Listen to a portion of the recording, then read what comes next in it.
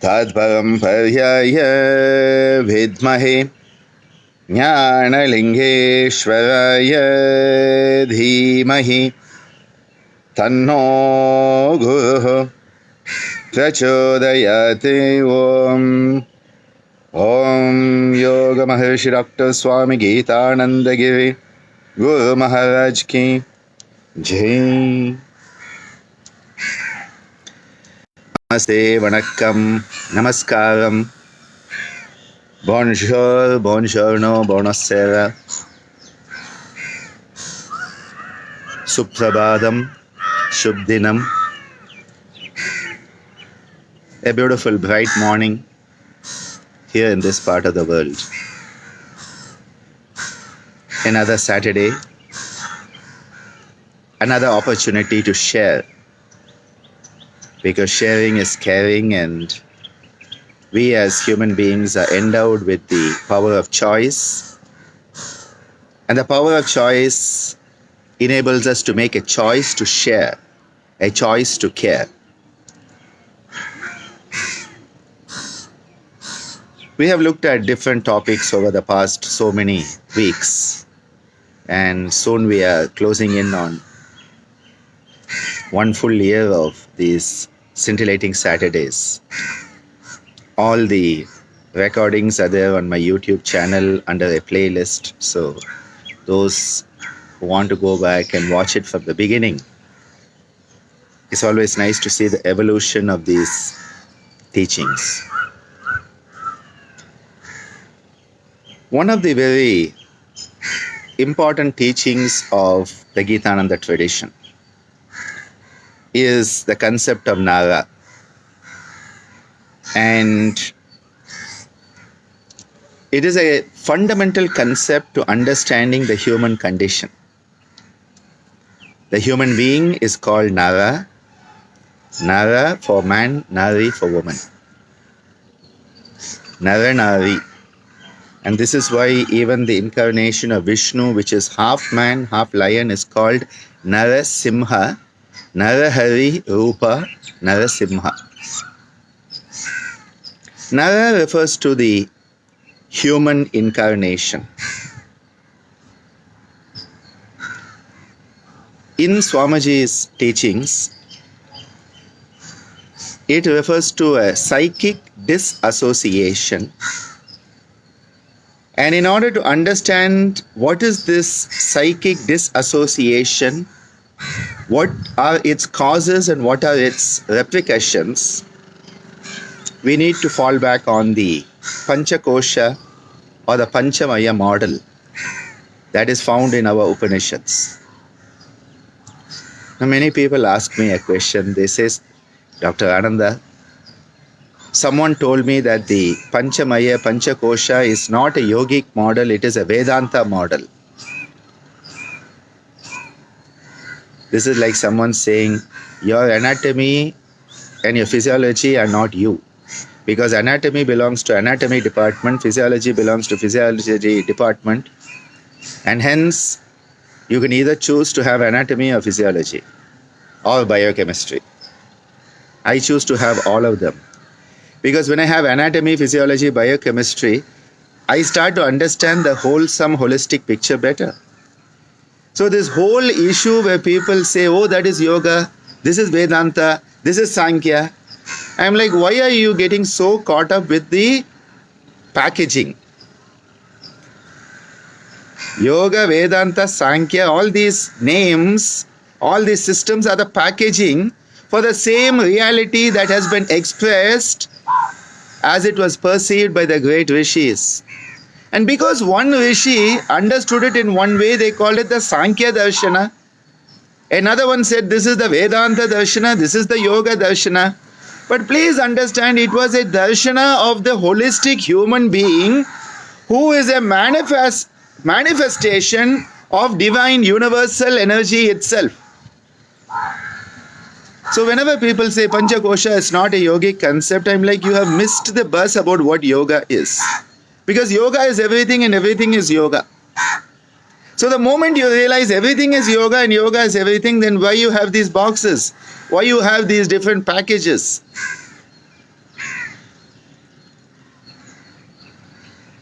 It is very important to understand that we have got stuck with these divisions.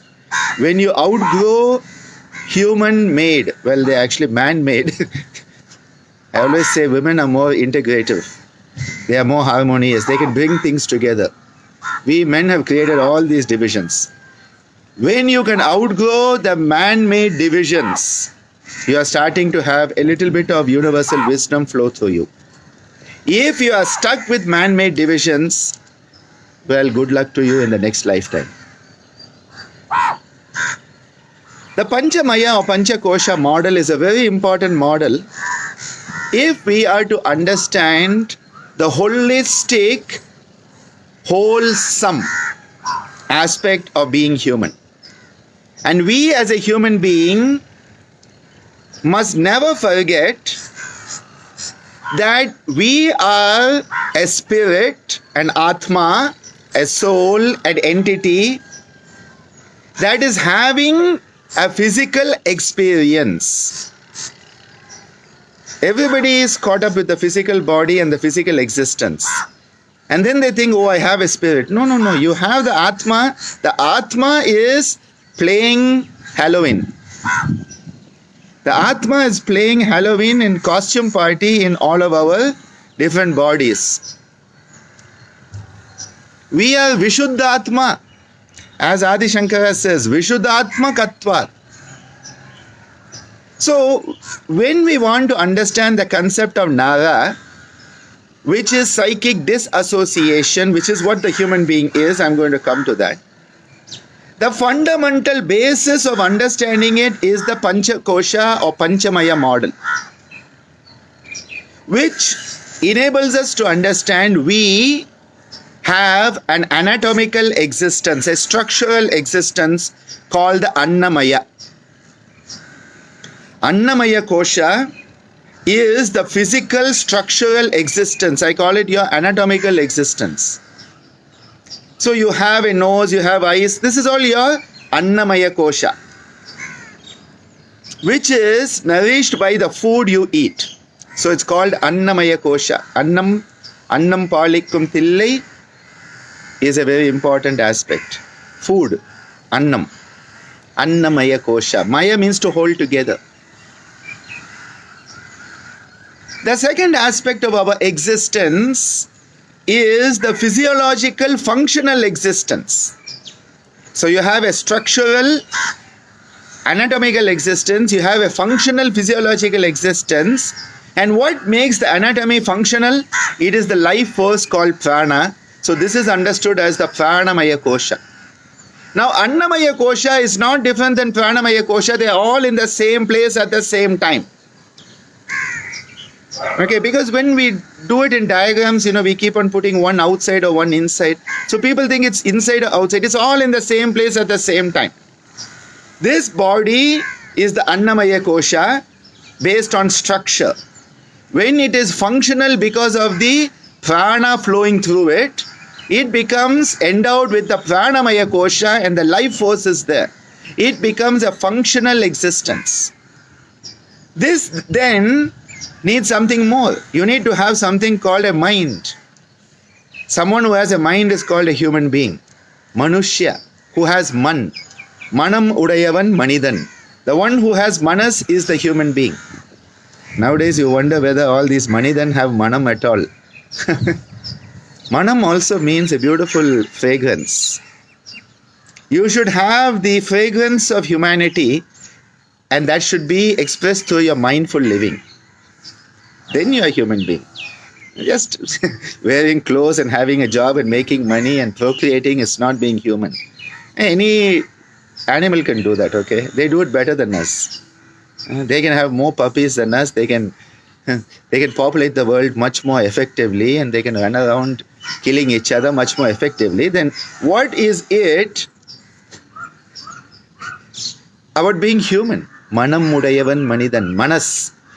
Manas creates the Manushya. The Manushya is based on Manas. So, the structural existence, Annamaya, got an opportunity to come alive with the Pranamaya, and the Pranamaya then gets upgraded into the Manomaya, where you have mindfulness.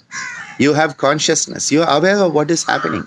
You now have a capacity to actually think. What do you use it for? To think nonsense. Fill your brain with junk.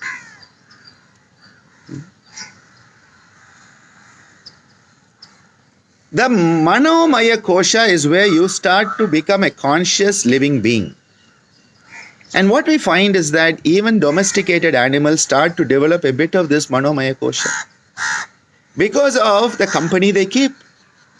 And so you can always know a domesticated animal and its owner because they start to look the same and they start to behave the same. Who's imprinting on whom, I never know. They start to develop a level of Manomaya kosha. You then expand your consciousness and you start to develop the power of discerning. That discerning capability. A capacity to make choice. The power of choice comes alive and it becomes Vijnanamaya kosha. Where suddenly the buddhi with its three powers, Ichcha Shakti, Kriya Shakti, Jnana Shakti, comes alive. And suddenly you can contemplate what are your intent. What is my intent behind what I do? If I'm giving this Saturday morning session, what is my intent? What is the Ichcha Shakti behind it? If I'm helping somebody, why do I help them? If I don't help them, why do I not help them? Ichcha, intent. Then there is something called Kriya, which is to do it, the power of action. And then there is the Jnana Shakti, the power of wisdom. And all three have to harmonize. Ichcha, Kriya and Jnana have to harmonize, and then the buddhi gets an opportunity to blossom into its magnificence. The magnificence of buddhi is where your Vijnanamaya kosha comes alive and you actually start to develop the power of discernment, common sense, and non-attachment. This is where actually you are moving from a human to a humane. That step up is from Manomaya kosha, which is human, to humane being, which is where the Vijnanamaya kosha comes in. And then you start to expand your consciousness. You understand your own ego, your id, your ego, all that stuff. And you start to expand out of the small I, me. You expand out of that into the we. It moves from I to we. It moves from me to us. This beautiful expansion is where the Anandamaya kosha comes alive. And when you find people who can share without any conditions, who can love unconditionally, who can share unconditionally, who can give unconditionally, who can contemplate the other person's point of view, in such great human beings, the Anandamaya kosha is truly come alive. Anandamaya kosha is where you start to understand the bigger picture. You expand yourself out of this small box and you expand yourself and unbox yourself. Anandamaya kosha is the unboxing of the ego. When you unbox the ego, you still have an ego, but now the ego is not me, it is we. You have an ego for the sake of humanity. You have an ego for the sake of universality. But it's a much more expanded perspective, and that is what was brought out by the Indian culture. Vasudhaiva Kudumbakam. The whole world is one family. Yadum Mure Yavarum Kelir, says the great Purananuru, the great Tamil literature. Every place is my hometown. All the people are my kinsmen. That can only come when you have your Anandamaya kosha. All the light bulbs in the Anandamaya kosha are burning bright. So, when we understand this, we have anatomical, structural existence, functional, physiological existence, mental, psychological existence, intellectual, discerning existence, and a universal cosmic existence. These are the 5 layers of your existence, and all are in the same place at the same time. And every cell in your body has a Pancha kosha. It has a structure. The cell has a structure. The cell has a function. The cell has an understanding of what it's doing. The cell has a capacity of feedback mechanism, when to go on, when to go off. And the cell understands its connectivity with the whole you. So every cell has a Pancha kosha. Every one of us has a Pancha kosha. How well does it work? How well does it manifest? Well, consciousness is the key. So with this understanding of the Pancha kosha, Swamiji's teachings of NARA. So all the Pancha kosha have to be aligned. They have to be in alignment. When all the 5 are aligned, it is like the school physics experiment, where you have a series of cardboard pieces with a pinhole in it. You have a series of 5 cardboard pieces with a pinhole in it. You have a source of light on one side and a screen on the other side. Now what you do is that you align all these 5 cardboard pieces so that that aperture, that pinhole is aligned, and the light from the source comes to those aligned pins, the 5 cardboard pin points, and comes and is then projected onto the screen. The source of light is projected on the screen when all the pinholes of the 5 cardboard sheets are aligned. Why did I say 5? You have guessed it. When our 5 koshas, the Pancha koshas, are aligned, the source of light, what is the source of light? The Purusha, pure consciousness, can then come through us without any aberration, without any distortion, without any deviation or block, and can be reflected, can be projected into our every thought, word and action. When the Pancha kosha are aligned, just as that pinhole in all those 5 cardboard sheets, when they align, the light can come through and come onto the projected screen. So when our Pancha kosha are aligned, we in our thought, word and action can reflect the source, pure consciousness, Purusha. Now, in the physics experiment, start to move these boards a bit. The moment you move one of them out of line, whole experiment collapses. The light cannot come. So I just moved one. Yeah. But now, because one has gone out of alignment, the energy, the light, the consciousness cannot flow. As Swamiji used to say, the divine is very benevolent, and I believe in what he said. He said that the Anandamaya kosha and the Vijnanamaya kosha are very universal. They are much more universal. They are still us, but they are of a much more expanded. Remember, Anandamaya kosha is when you have expanded your ego to humanity itself. It's not just you, your small, bigoted ego anymore. Okay, it's not that. It's this huge, all-inclusive, all-encompassing, all-loving. That is Anandamaya kosha. So it's very universal. The Vijnanamaya kosha is where you are now tapping into a much higher level of consciousness, seeing the bigger picture. Again, yeah, expansion is so high, it is more universal. So he said, the Anandamaya kosha and Vijnanamaya kosha actually cannot go out of alignment. He said these are always going to be aligned because they are much more universal.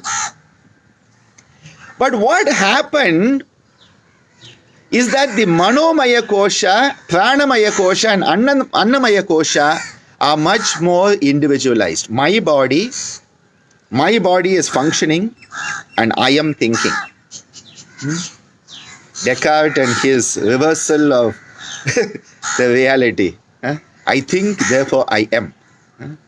What an ego-based Manomaya kosha.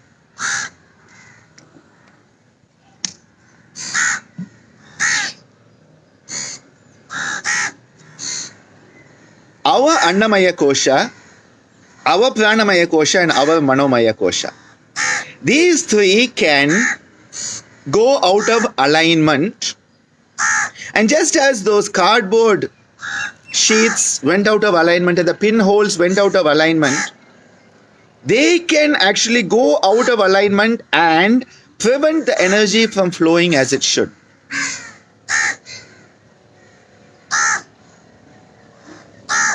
So what happens is, when you do not take care of the body, when you don't take care of the body, it starts to go out of alignment.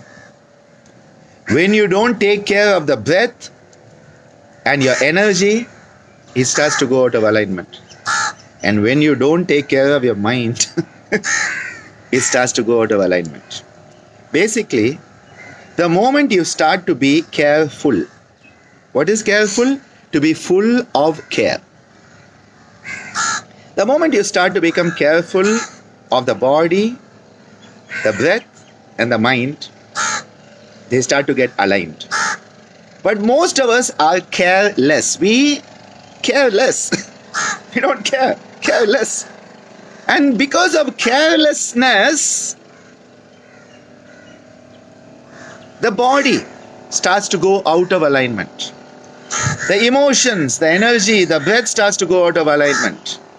And the mind starts to go out of alignment. And so here, you have the source, the Purusha, the light. You have the first two cardboard sheets are aligned permanently.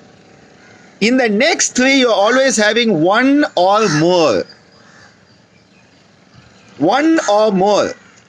Annamaya, Pranamaya, Manomaya. One or more of these. So it could be one, it could be two, it could even be three of them. Because you have not taken care of your body, your emotions, your breath, or the mind. You have been a totally careless, senseless, irresponsible idiot. All three are out of line. One is in India, one is in Australia, another is in USA.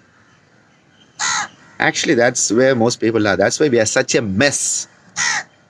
Because we have not taken care.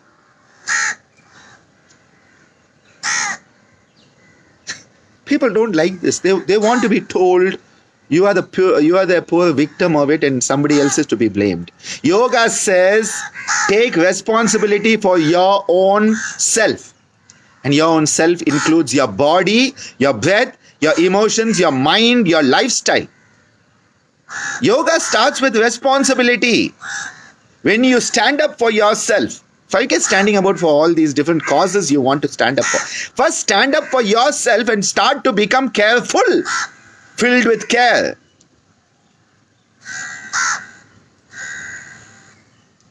We don't care about what we do with the body. We don't care what we do with our emotions, our breath, our energy.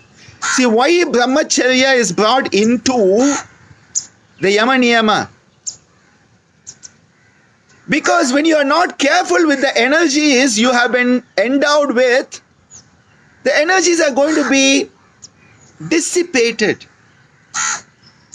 Dissipation of the energies. Dissipation of the thoughts. Do I even have to tell you about what our mind is like? Huh?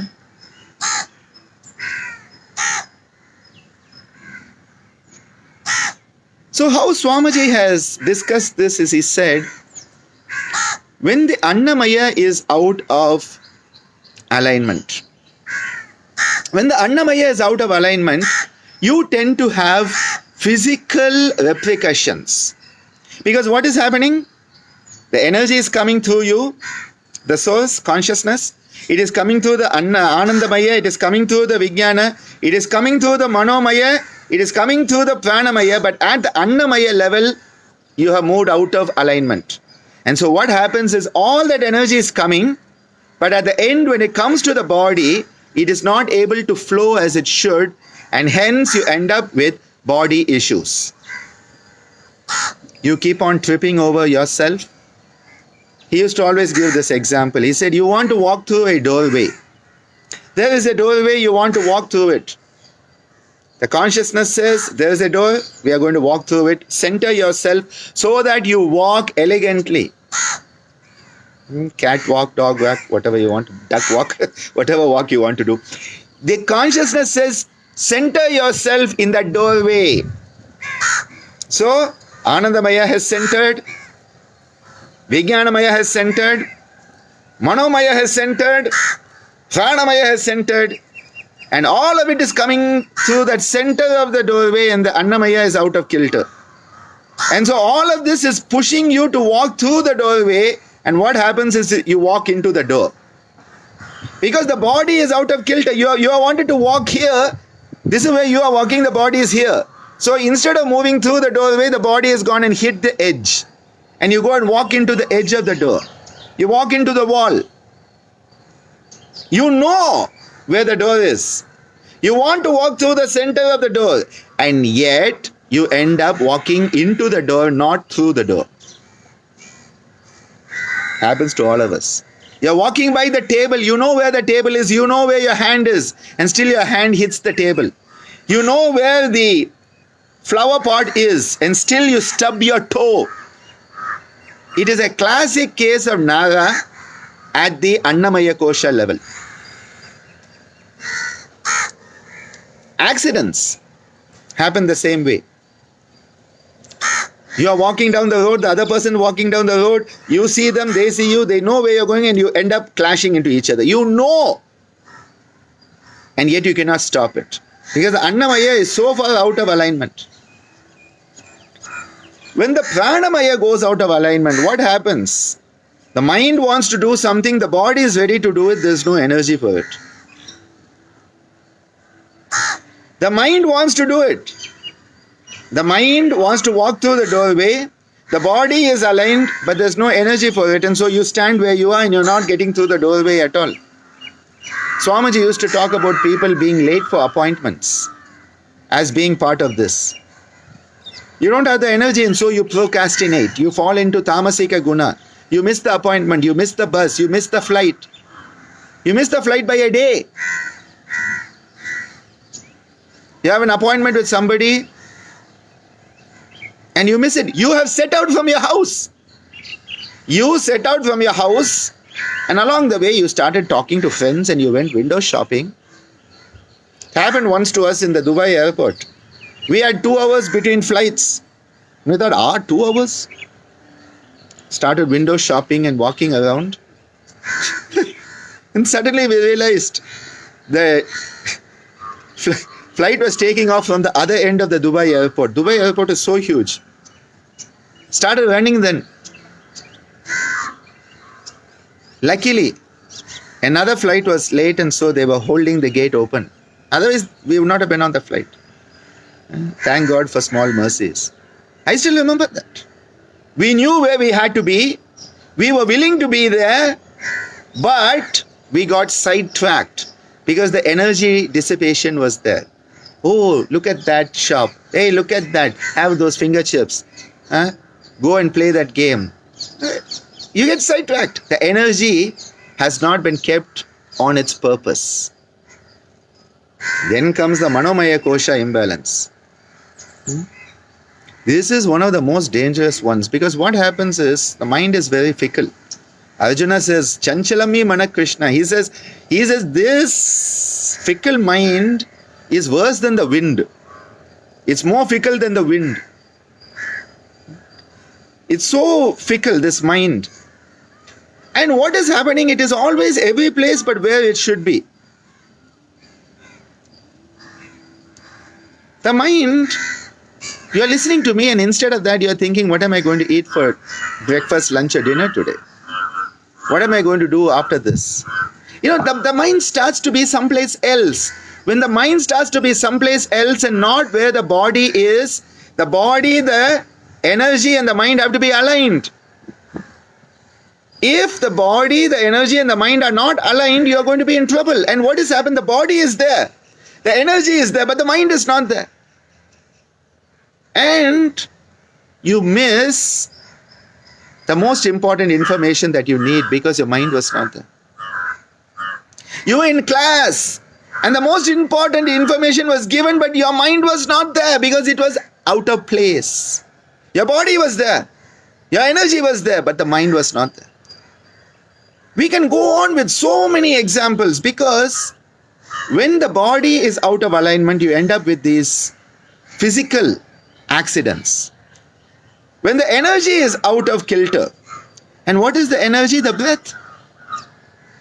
No wonder people have so many breathing issues and so many emotional issues. The breath and the emotions and the energy level. You know, when we talk about chronic fatigue, adrenal exhaustion, it is a misalignment, a malalignment of the pranamaya kosha.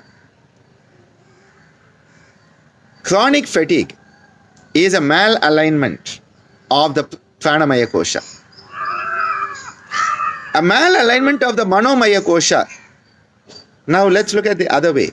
Somatopsychic, psychosomatic, both. What happens is you have a trauma. It could be a physical trauma. It could be an emotional trauma. Physical trauma, annamaya. Emotional trauma, pranamaya. And what does it do? It starts to go and affect the manomaya kosha. And so the mind chooses not to be in alignment with the body and the breath. Post-traumatic stress disorder is a major topic these days in the yoga therapy circles. The problem is everybody is putting a band-aid on it. They are not addressing what needs to be addressed. You can understand post-traumatic stress disorder as a manomaya level of NARA that has been induced by a physical or emotional trauma, and so the mind just doesn't want to be in alignment with the body and the breath. It says it's too painful, so it starts to move away. Your mind creates so much of negativity that the energy and the body say, we don't want to be with this crazy mind, and it starts to go into the next room. It doesn't want to be in the same space. The body and the breath say we don't want to be in the same space as the mind, and they go out of alignment. So you can see how a mental issue can create an energy or a physical malalignment, and how a physical and an emotional issue can create a disassociation that then leads to a mental malalignment. And this is where association is when they are all working together. An association is a group of individuals working together for a common purpose. When all your 5 koshas are working together for a common purpose, well, the common purpose is to be a unblemished, undistorted embodiment of pure consciousness. So the vision and mission of the association of the Pancha kosha. The association of the Pancha koshas. The vision and mission statement is to be in alignment so that the pure consciousness can flow through without any disruption, distortion or deviation, reaching the purpose, the goal of manifesting that pure consciousness wherever we are. Now you know what most associations are like. They are a mess. Most associations are a mess. And there's so much of disassociation in all associations. Same thing has happened to the Panchakosha association. And so what happened is each one is pulling in a different direction. No wonder we have so many problems. And you know, we want to say, which pranayama will help hypertension? Which asana will help diabetes?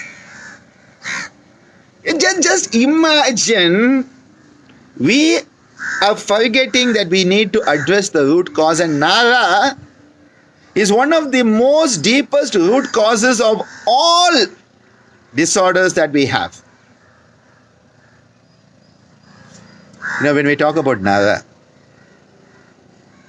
I told you we are the human beings, Nara. Nara Nari. We are supposed to be embodiments of divinity.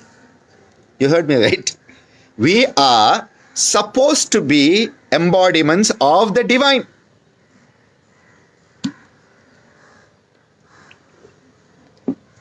Take a moment to contemplate that.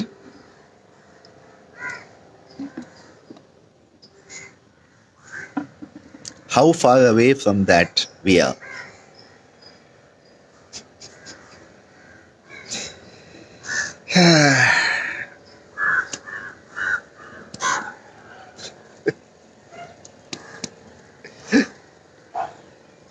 As Nara, we are to embody the divine, Narayana. Narayana, Lord Vishnu, is the sustainer, the conserver, the one who keeps it going. The energy of conservation, maintenance, and sustenance is the energy of Vishnu. Now, that energy has to move. It is said Vishnu who moves with giant strides. That movement of the divine energy has to come to us. Narayana, Lord Vishnu, is the one who incarnates in human form.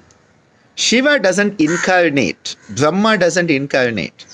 It is Vishnu who incarnates again and again, and as Lord Krishna, Yogeshwar Sri Krishna in the Srimad Bhagavad Gita, he reassures Arjuna, whenever dharma is threatened, I will come back from time to time.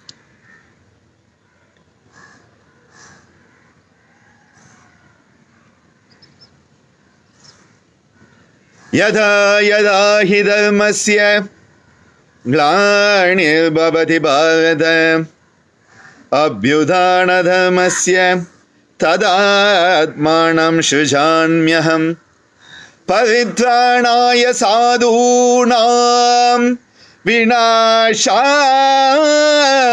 chadushkritam dharma samsthapanarthaya sambhavami yuge yuge.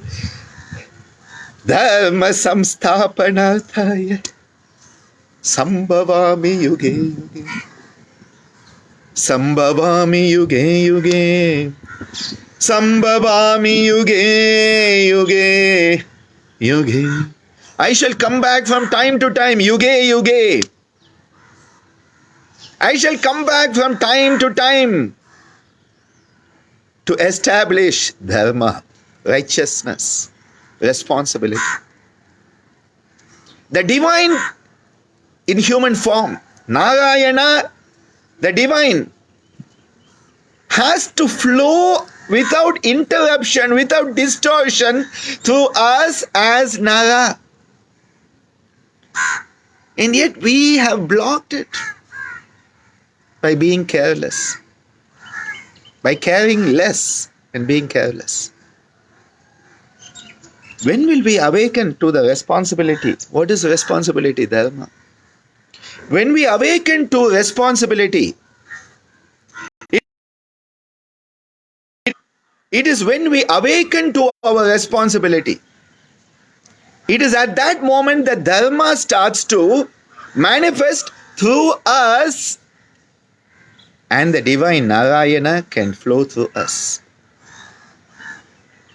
Narayana, Narayana, Narayana, Narayana, Jaya Narayana, Narayana, Hari Narayana, Narayana, Shri Narayana, Narayana, Adi Narayana, Narayana, Jaya Narayana, Jaya Narayana, Hari Narayana, Shri Narayana, Shri Narayana, Hari Narayana, Hari Narayana, Adi Narayana, Jaya Narayana, Narayana, Hari Om.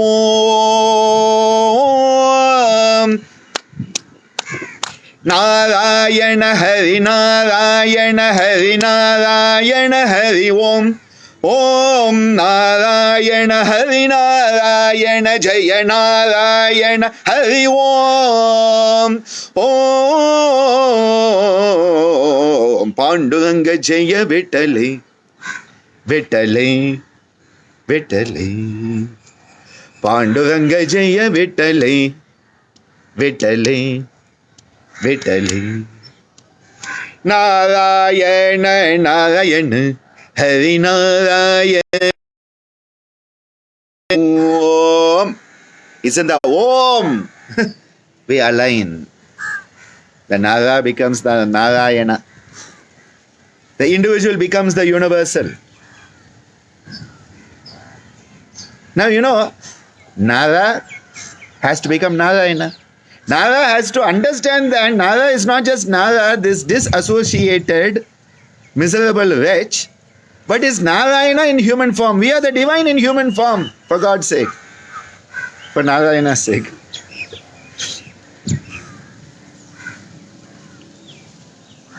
Yet we reduce everything to such a minimal, individual, ego-based, disassociative mess.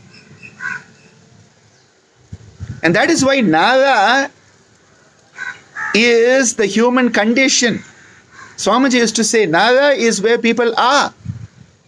And from Naga, you have to grow into Narayana. You have to realize that inherent divinity and work towards the manifestation of it. Now you know there's another concept in Indian culture of Narada. This Narada is the divine bard. He's a great devotee of Narayana. He's always singing. Narayana Hari, Narayana Hari, Narayana Hari, Om Om. Narayana Hari, Narayana Hari, Narayana Hari, Om. Narayana Hari, Om. Narayana, Narayana Hari, Om. Narayana Hari, Om. Narayana, Narayana Hari, Om. Narayana Hari, Narayana Hari, Narayana Hari, Om. Om Om. Narayana Hari, Narayana Hari, Narayana Hari, Om. This is what he is doing all the time. And he's going around singing.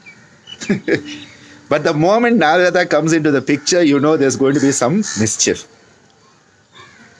He is the divine catalyst. Everything is stable. Everything is in stability. But stability is not the constant. Change is the constant. We all want everything to stay as it is. Find that best space and just stay there forever. Change is the only constant. So, the moment you think everything is going well and everything is stable, in equilibrium, Narada has to come in. He is the catalyst. And so you have beautiful stories. For example, Thiruvilayadal Puranam talks of this story where Lord Shiva and Parvati are in Kailash with their two sons, Muruga and Ganesha, Subramanya and Igneshwara. Everything is going fine. Father and mother fine. Both the boys are fine. Ganesha running around on his Mushika Vahana with the Modaka. He's all fine. And what beautiful time Muruga is having on, you know, the young guy who wants this, flashy bike. He has his flashy peacock. His Vahana, Mayura Vahana. And they are all fine. Everything is going fine. All is well at Kailash. But it is too stable. It is in too much of equilibrium. Something has to change because change is the only constant. So Narada walks in. And he comes and he says, here is this Jnana Param. Here is this fruit of wisdom. Started off. The catalyst has changed the equilibrium. The left side of the equation was just stable. The left side of the equation was stable, and then the catalyst came in and suddenly the reaction has started. The reactants now will react with each other. And so Muruga and Ganesha says, I want the fruit, I want the fruit, I want the fruit, I want the fruit. And so then they have a competition who will go around the world 3 times. Muruga takes off to fly around the universe. Ganesha says, Mata Pita, you father and mother, you are Pati Parameshwar, you are the cosmos itself, Purusha and Prakriti. He just goes around them 3 times, gets the fruit. Muruga comes back and he's like, I went all that way with my peacock and this brother of mine on his small shoe. Mushika Vahana, he just went around parents, I've been cheated. He gets mad and he runs off to Parani. He goes to Parani. And because he goes to Parani and he becomes Andi, he becomes Parani Andi. And then someone has to negotiate. Who negotiates? Call in K.B. Sundarabal. No. Abhaya. K.B. Sundarabal was our actress who played Abhaya so many times. You think of Abhaya, you think of K.B. Sundarabal. And so she has to go and sing to him. Paramni yappa, jnana paramni yappa, Tamil jnana paramni yappa. So she has to go and sing. And then Muruga has to be, tranquilized. He's in mania, he's in rage. He has to be tranquilized and brought back to normal. And then Parvati tells all the stories and then everything comes to normal. So equilibrium, status quo, the universe doesn't like. So it says bring in a catalyst, Narada. Why? Many people ask me, they say, if Kaivalya is there, then why do we go through this to get back to Kaivalya? Why can't we just stay in Kaivalya? Because there cannot be, that equilibrium cannot be maintained forever. There has to be a constant transformative energy. And that is why why do the waves which come to the shore go back into the ocean and then why do they come back again? Because that is part of the flow of life. And similarly, the catalyst, Narada is the catalyst. So the process of going out of alignment is part of the process of Narada, because Narada is creating a malalignment of what was already aligned. We are actually in essence already aligned, but then we go out of the alignment. So Narada is the element that puts us out of alignment, and then what do we need to do? We need to work on it to come back into alignment, the realignment. This is why yoga as union is not such a good process. It's actually reunion. We already were in the state of oneness. We are just regaining the state of oneness that was lost. So similarly here, Nara is going to happen, and what we need to do is we need to work on it mindfully to get it back into alignment. How do we get it back into alignment? Work with the body, work with the breath, work with the mind, work with the emotions mindfully. Whenever you do any of the asanas, and that asana is done in tune with the breathing pattern and done with mindfulness. What have you just brought together? Annamaya, the asana, the body. When you are working in the asana with the breath, the pranamaya has come into tune with it. And when it is done with mindfulness, what has happened? Manomaya kosha. So the annamaya, the pranamaya, the manomaya have all come together into oneness, into the alignment. Every yoga practice. Please note, I didn't say yoga exercise. Don't call yoga an exercise. Call them yoga techniques, yogic practices. Don't call them yogic exercises. Exercise is something else. Exercise is more towards the external. Intersize. Intersises. Yogic intersises. Enter sizes. Change the size. What you are doing is every practice, and this is why practices where you move with the breath. A beautiful Surya Namaskar, which is a series of asanas with the breath sequence and done mindfully. It's a beautiful way to restore alignment. Kaya Kriya, the relaxation practice where we are moving the body with the breath and mindfully. You have to be mindful, otherwise you cannot do Kaya Kriya. If you're not mindful, you'll make a mess of it also. Kaya Kriya is an amazing practice to set things right. And then depending on whether the Annamaya is out of alignment or Pranamaya, Manomaya, you may specialize the practices to work more on body awareness. As Swamiji says, yoga is fourfold awareness. Awareness of the body. So you develop a positive awareness of a body, replacing the negative awareness that most people have. Develop a positive awareness of your emotions through the breath. Develop a positive awareness of the mind through the Jnana Yoga Kriyas. And when you do that, you start to move then into that next level of awareness itself. But the first part is to understand how unaware we are. So the first part is the waking up, realizing the problem. That is where NARA comes in. Realize we are in NARA. Say, I want to move from that NARA to Narayana. I want to move from a mal-aligned, disassociated state into one of alignment. We all have the capacity, we have the tools. Yoga is the best practical philosophy, practical psychology, practical spirituality. And you start to bring this all together. I wish that we all start to work on ourselves, become a bit more filled with care, careful. Start to love yourself more.